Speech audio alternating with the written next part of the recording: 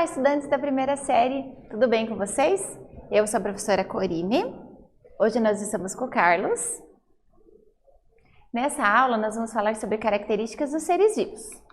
Qual que é o objetivo na nossa aula? É distinguir os diversos níveis em que a vida se manifesta, considerando características como evolução, hereditariedade e tipos de reprodução. Você se lembra quais são as características dos seres vivos? Eu já tenho falado para vocês há algum tempo na aula que é difícil definir vida, mas nós temos características em comum que fazem ser um ser vivo, como por exemplo, organização celular, o consumo de energia, variabilidade genética, temos também mutação, reprodução, então são algumas características que os seres vivos têm em comum. Vamos continuar a estudar esses temas? Então olha, antes de a gente se aprofundar no assunto, eu quero ver como que está o conhecimento de vocês. Olha, vamos para uma atividade. Se um extraterrestre resolvesse estudar as formas de vida em nosso planeta, poderia concluir de maneira correta que ela é baseada em quais características? Então eu vou deixar para vocês pensarem quais são as características que os seres vivos têm em comum e aí eu já volto com a resposta.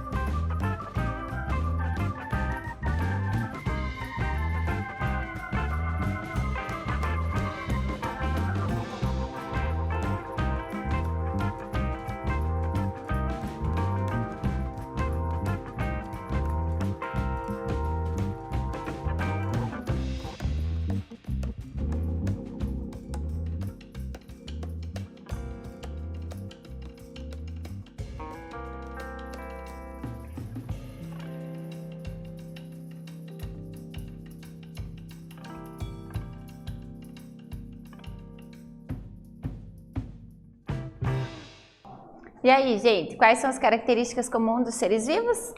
Olha, as principais características dos seres vivos são composição química comum, presença de células, metabolismo, capacidade de reprodução e a evolução.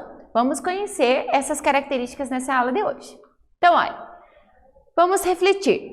Há diferenças na reprodução de plantas e de animais? O que vocês acham? Vocês acham que as plantas fazem reprodução sexuada ou assexuada? Existe diferença na reprodução deles?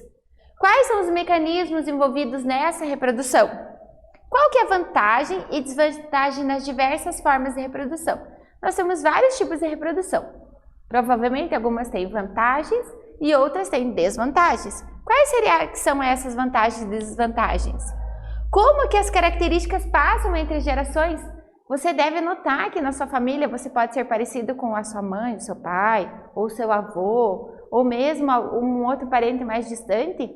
Como será que é isso? Como que essas características se passam das gerações?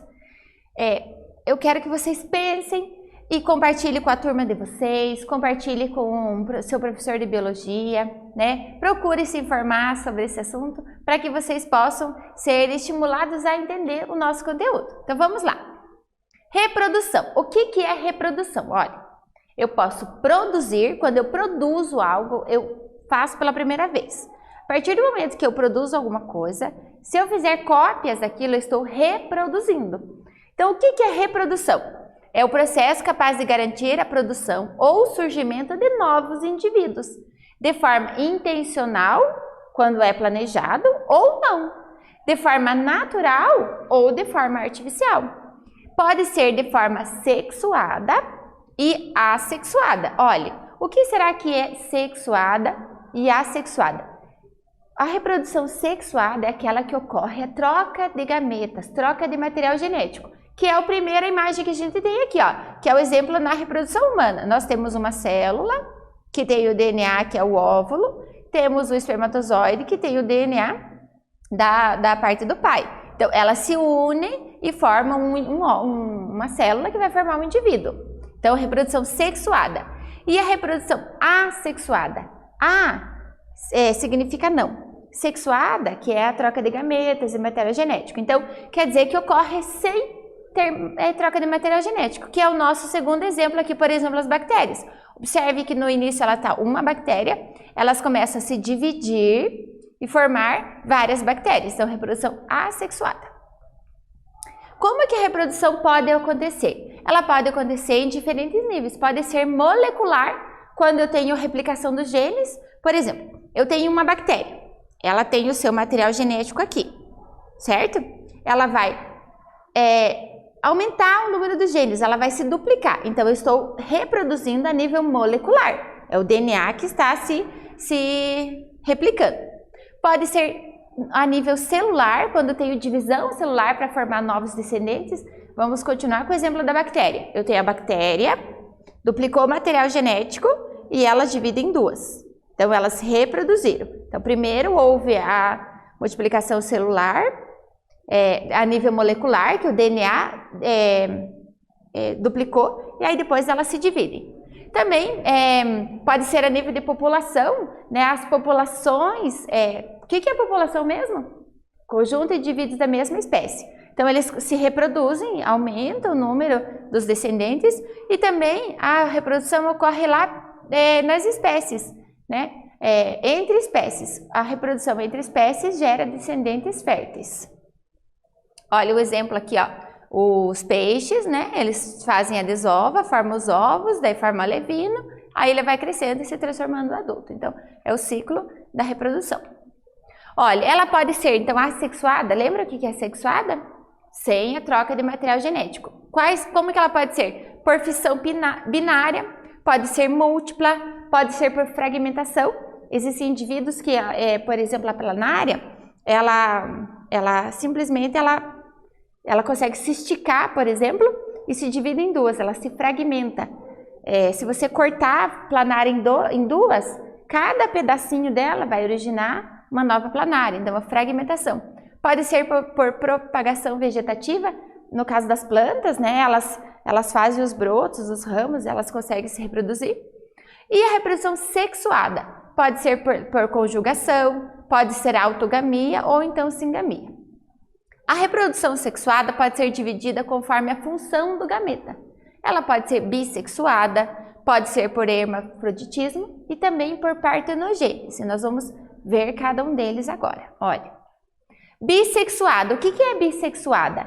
Gente, nós estamos falando de reprodução. Então, o que é a reprodução bissexuada? Bi, 2. Sexuada, troca de gametas. Então, é a produção de descendentes a partir da união de 2 gametas, tá? De diferentes indivíduos.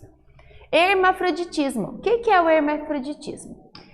São o mesmo indivíduo que tem tanto os órgãos sexuais femininos quanto masculino. E eles conseguem se reproduzir, ou às vezes por autofecundação, muitas vezes eles também vão pegar 2 indivíduos hermafroditas, que é o caso das minhocas, por exemplo, elas se encostam e elas trocam o material genético ao mesmo tempo, aí depois elas saem e vão se reproduzir.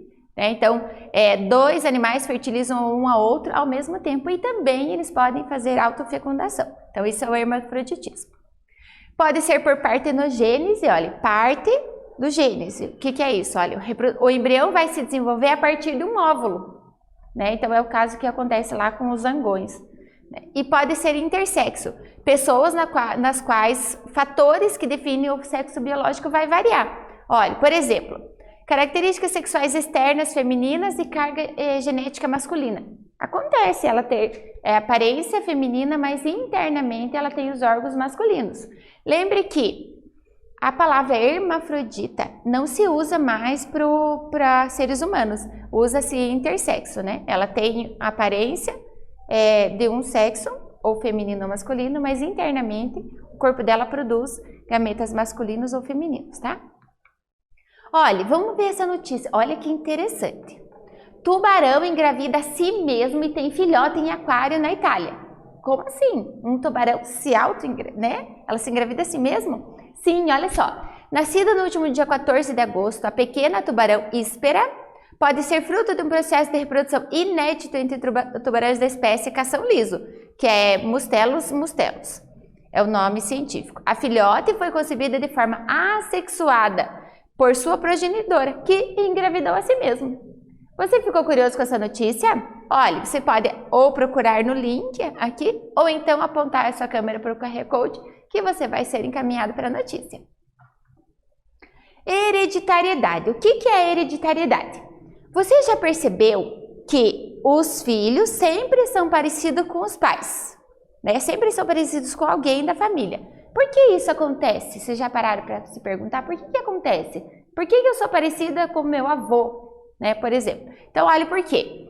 Porque tem a ver com a hereditariedade. O que é hereditariedade? É a capacidade dos seres vivos de transmitir características genéticas para os seus descendentes, por intermédio dos genes que existem no material genético. Então, essa imagem está mostrando o DNA. No DNA, nós temos os genes, que vai formar as nossas características. Quando forma lá, por exemplo, no ser humano, né? Forma os óvulos na mulher e os espermatozoides, esses genes são passados para esse óvulo e para os espermatozoides. E aí, quando vai produzir um novo descendente, essas características podem surgir nesse novo descendente. Não é por isso que muitas vezes os filhos se parecem com os pais. Então, tem a ver com os genes que estão lá no nosso DNA, no nosso material genético. Essas informações, esses genes, eles estão guardados em cromossomos. Então, olha só, eu tenho o DNA é dividido em pedaços, que são chamados de cromossomos. Dentro dos cromossomos, eu tenho os genes, que é o que vai dar a característica. Por exemplo, o lóbulo da orelha, se ela é grudado ou solto, é uma característica. Isso é um gene. Isso está dentro de um cromossomo, que está dentro do DNA. Quais são os pesquisadores que descobriram esse material genético e DNA? Tem alguns exemplos aqui, ó. Theodore Avery, Colin Murron e a Maclean McCarthy. São alguns dos pesquisadores, dos cientistas que estudaram o DNA.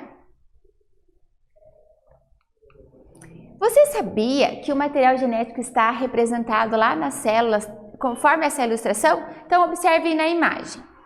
Eu tenho uma representação de um indivíduo, eu retiro a célula da pele. Dentro do tecido pele, né, do órgão pele, eu tenho uma célula. Dentro do núcleo dessa célula, eu tenho o cromossomo. Lembra que eu falei do cromossomo, que é um pedaço do DNA?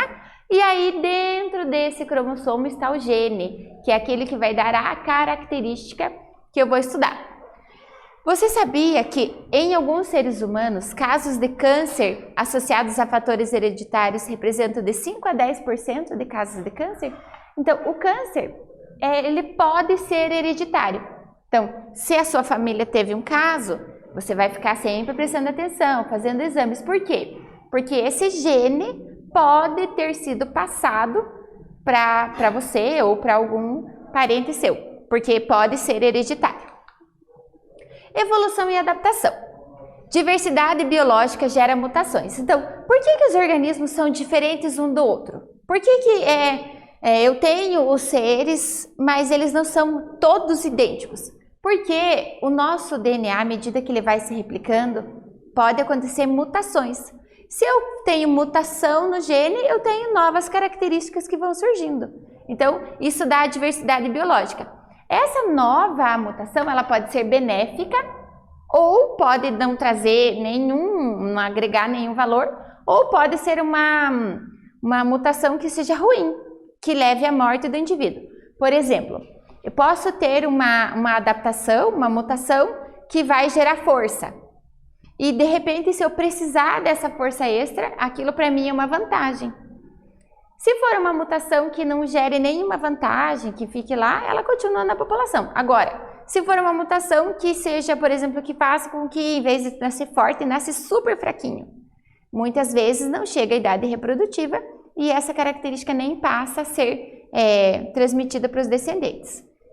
Então, pode ser, por isso, por exemplo, eu tenho um animal insetífero, as mutações, eles puderam voar, se adaptar ao tipo de solo, adaptar à água. Vamos para uma atividade, olha.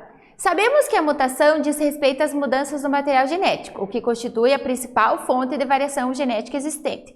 Qual que é a importância desse processo na evolução humana? Qual que é a importância da mutação para a evolução humana? Vou dar um tempinho para vocês pensarem e eu já retorno com a resposta.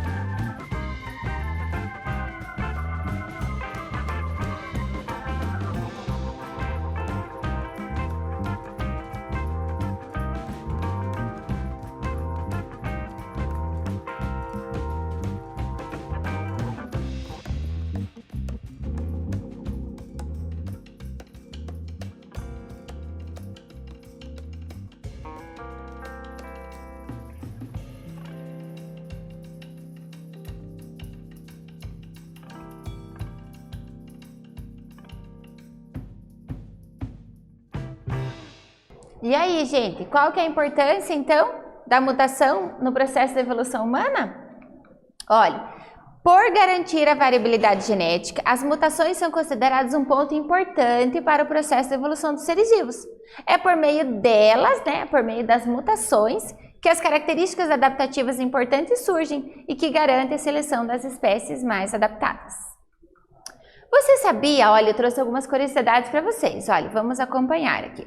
O sapo retentor é capaz de armazenar água em seus tecidos internos e ficar anos sem beber água?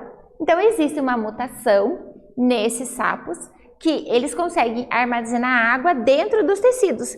E aí, eles não precisam tomar água. Por quê? Porque assim que eles sentirem a necessidade da água, que a água é importante lá nas reações químicas.